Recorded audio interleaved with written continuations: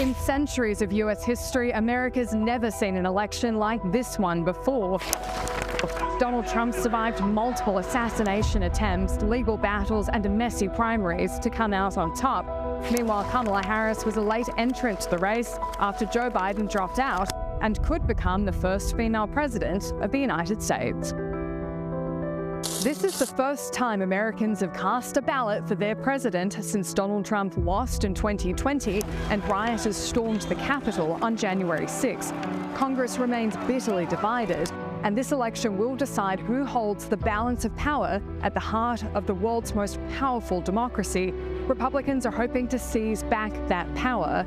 Decisions that affect Australia, things to do with our nuclear submarine deal, so much of what influences our economy will be decided in this Congress this term.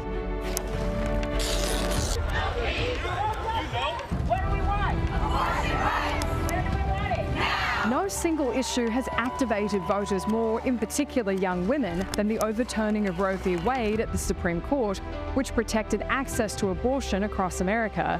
In the next term, it's possible that 2 conservative justices will step down, which would mean if Kamala Harris comes into power, she could fundamentally change the course of the political lean of the Supreme Court.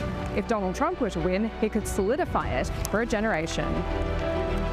For most Americans, the economy remains the most important issue for them this election. Collectively, Americans have over $1 trillion in credit card debt. And while inflation has cooled, some of those key cost of living factors like grocery and fuel prices haven't come down to their pre-pandemic levels. Donald Trump's promising a return to the economy of the Trump years.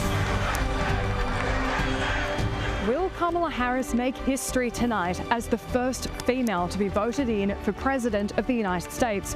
Or will Donald Trump become the first person since Grover Cleveland in the 1890s to win a non-consecutive term here at the White House?